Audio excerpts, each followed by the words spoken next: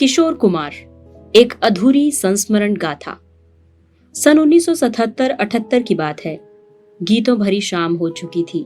एक बड़े कार्यक्रम के आयोजन को करने के बाद कुछ दिनों तक तो बड़ा अच्छा लगता है। कार्यक्रम होता है तो उसकी चर्चा होती है, तारीफें होती हैं या कमियां बताई जाती हैं, तो लगता है गहमा गहमी अभी खत्म नहीं हुई है। लेकिन उसके बाद सन्नाटा छा जाता है। धीरे धीरे सन्नाटा उबाने लगता है और सोचने की प्रक्रिया शुरू हो जाती है कि आगे अब और क्या कुछ हंगामा किया जाए। तय हुआ कि इस बार प्रसिद्ध पार्श्व गायक किशोर कुमार को बुलाया जाए। फ्लाइंग क्लब दिल्ली की आर्थिक स्थिति बहुत खस्ता चल रही थी। गीतों भरी शाम कार्यक्रम के दौरान वहां के आयोजकों से जान पहचान हुई थी।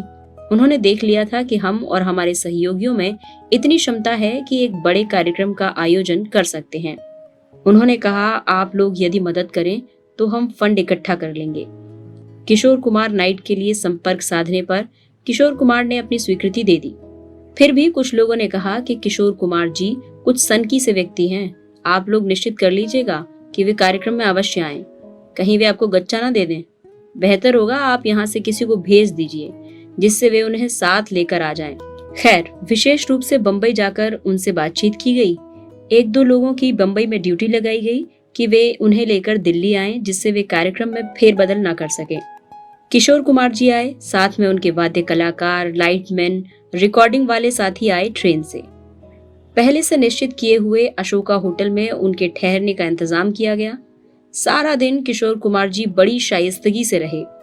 उसी दौरान उनसे कई बार मिलना हुआ और बातचीत हुई थोड़ी सी। लंबी मुलाकात का समय नहीं था। आज वे सब बातें फिर याद आ रही हैं। वे छोटी छोटी बातें, यदा कदा की मुलाकातें, बंबई में घरेलू बातें, अनचाही बातें जो अक्सर बातचीत में उनके मुख से निकल जाती थी, मेरे जहन में सिर उठाकर खड़ी हो गई हैं और बड़ी हो गई हैं। उन यादों की परछाइयां एक बार फिर अपना अक्स छोड़ने लगी हैं। मैंने किशोर जी से पूछा, कैसा लग रहा है आपको दिल्ली में? मेरे पति भी साथ थे। किशोर जी ने कहा, सच पूछिए भाई साहब, मैं बंबई के लायक था ही नहीं। मुझे तो भीड़ में बहुत अकेलापन लगता है। मेरा दम घुटता है बंबई में। मैं तो मध्य प्रदेश के खंडवा में बहुत खुश था। वहाँ की गलियां, वहाँ की सड़कें, वहाँ के लोग मुझे आज भी अपनी ओर खींचते हैं।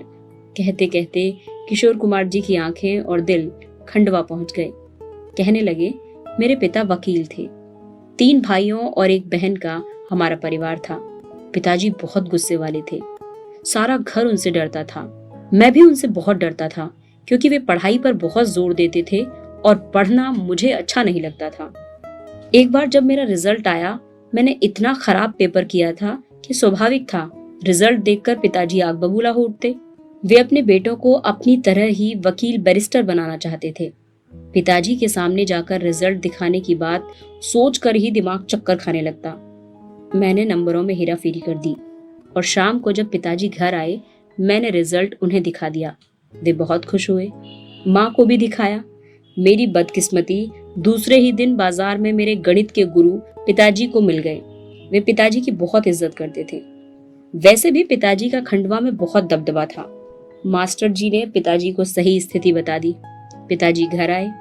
मैंने उन्हें आते देखा और उनके चेहरे के रंग देखे तो घर से बाहर भागा और नदी किनारे जाकर बैठ गया। ऐसी सब स्थितियों में वही मेरी पनाह थी, मेरे अकेलेपन की साथिन। धीरे धीरे अंधेरा गहराने लगा और डर लगने लगा। अंधेरे में मंदिर में जा छिपा। काफी देर बाद घर लौटा तो पिताजी जाग रहे थे। मुझे देखा तो नाराज हुए। कहने लगे, कहाँ था अभी तक? आवारागर्दी कर रहा था, मुझे उल्लू बनाता है। तेरी सब करतूत मास्टर जी ने बता दी है। चल जमीन पर थूक और चाट। कोई चारा नहीं था।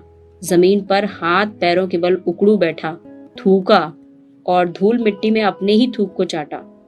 आंख के कोनों से देखा, अनूप दूर खड़ा मुस्कुरा रहा था। तो अनूप से आपके रिश्ते अच्छे नहीं थे? मैंने पूछा। वो तो मुझसे बहुत जलता था। उसी ने तो मुझे घर में घुसते देखकर पिताजी को बताया था कि मैं आ गया हूँ। उसी के कारण मार खानी पड़ी और थूक चाटना पड़ा। वो बचपन में मुझसे बहुत जलता था, बहुत जलता था। और बड़े भाई अशोक कुमार जी, वो मुझसे 20 साल बड़े हैं। बचपन में तो उनसे मिलना ही नहीं होता था। वे कॉलेज में पढ़ते थे जब घर आते थे तब बहुत खातिर होती थी। मैं बहुत चिढ़ता, ये कौन है, इसकी इतनी पूछ है। माँ कहती, दादा बोलो। मैं बोलता, मैं तो इन्हें जानता ही नहीं। माँ कहती, तेरा बड़ा भाई है। मैं पूछता, तो फिर साथ क्यों नहीं रहते? माँ कहती, तेरी तरह क्या उसको पढ़ने में मन नहीं लगता है? वो कॉलेज में पढ़ता है, चल दादा बोल। मैं अकड़ जाता, नहीं बोलूंगा। पर अंततः मुझे दादा बोलना पड़ता। पर मुझे बड़ी चिढ़ लगती उनकी खातिर देखकर। जब देखो माँ कहती, ये खाओ वो खाओ। मैं सोचता, कैसा बड़ा भाई है, मुझसे इतना बड़ा। औरों के भाई तो करीब करीब बराबर उम्र के होते हैं, हमेशा साथ रहते हैं। ये तो कभी कभी दिखाई पड़ता है, साथ तो रहता नहीं है। मैं दादा बोल देता, पर फिर माँ से रूठ कर बैठ जाता। तब माँ दुलारते हुए कहती, तू मेरा सबसे छोटा बेटा है और ये सबसे बड़ा। इसके और तुम्हारे बीच में है अनूप, जो तुझसे 4 साल बड़ा है। उस दिन किशोर कुमार जी से बस इतनी सी ही बात हुई। आयोजन बहुत सफल हुआ।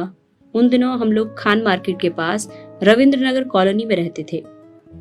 किशोर कुमार जी एक दिन और रुकने वाले थे, इसलिए हमने उन्हें दूसरे दिन रात्रि भोज का निमंत्रण दे डाला। उन्होंने मान भी लिया। तय हुआ कि दूसरे दिन रात्रि के 9 बजे के करीब किशोर कुमार जी अपने 2-3 साथियों के साथ आएंगे और भोजन करेंगे। उसी हिसाब से हमने कुछ अन्य मित्रों को भी भोजन के लिए आमंत्रित कर लिया। निश्चित समय से कुछ देर बाद करीब 10:30 बजे किशोर कुमार जी आए। ड्राइंग रूम में लोगों से मिलते मिलाते सीधे किचन में पहुंच गए। वहां से फिर डाइनिंग टेबल पर आए, फिर तूफान की तरह सारे घर का चक्कर लगाया और फिर ड्राइंग रूम में आकर एक एक चीज देखने लगे। हमने उनसे बार बार बैठने के लिए कहा, पर वो कहाँ सुनने वाले थे। सारे घर में हलचल मचाकर हड़बड़ी करने लगे कि उन्हें तो जाना है। बमुश्किल से 1-2 चीजें मुंह में डाली और उछलते कूदते गाड़ी में जाकर बैठ गए। हम और बाकी लोग सब एक दूसरे का मुंह ताकते रह गए। जब वे चले गए तब मैंने सोचा, बड़ा सिरफिरा इंसान है। कल तक तो ठीक ठाक लग रहा था। इतनी मेहनत से इतना सारा खाना मैंने बनाया और वो बिना खाए पिए चले गए। कॉमेडी करने में तो कोई जवाब ही नहीं है। फिल्मों में देखो तो ये इंसान कितना अच्छा लगता है, अपने अभिनय से सबको हंसाता है। गाना गाने लगता है तो कभी दुख दर्द की लहरों, गीत के स्वरों के साथ साथ गम का पर्याय बन जाता है, और कभी सुर और स्वर मिलकर संगीत की वो गंगा बन जाते हैं जो प्यार की गहराइयों में सुनने वालों को डुबकी लगाने के लिए विवश कर देती है। एक उत्सुकता जगी इस व्यक्ति को जानने की। कैसा होगा इसका अंतर्मन? क्या ये सचमुच सनकी है, जैसा अक्सर इसके बारे में सुनने को मिला है, या फिर आज की ये घटना केवल एक मुखौटा है जिसे इसने केवल ओढ़ रखा है? हाँ, शायद मुखौटा ही है, नाटक ही है। नहीं तो क्या कोई भला इस प्रकार दिन रात अपने स्वरों की लहरों पर चलकर शीर्ष पार्श्व गायकों की श्रेणी में आ खड़ा हो सकता है? उस बार फिर उनसे मिलने का मौका नहीं मिला। वे दूसरे दिन ही बंबई चले गए, किंतु हमारा बंबई आना जाना लगा ही रहता था। बंबई में कई बार किशोर कुमार जी से मिलने का मौका मिला। जब भी बातचीत हुई ऐसा आभास हुआ कि कोई छटपटाहट है जो उन्हें बेचैन किए है। जब भी उनसे भेंट वार्ता के लिए समय मांगा, एकदम ना का जवाब मिला। नहीं नहीं, वे पत्रकारों से बहुत नाराज हैं, वे बहुत उल्टी सीधी बातें छाप देते हैं, किस किस का मुंह पकड़ने जाएंगे। और ये सही भी था। शुरू से ही किशोर कुमार की जिंदगी उलटफेर और व्यक्तिगत समस्याओं से घिरी रही।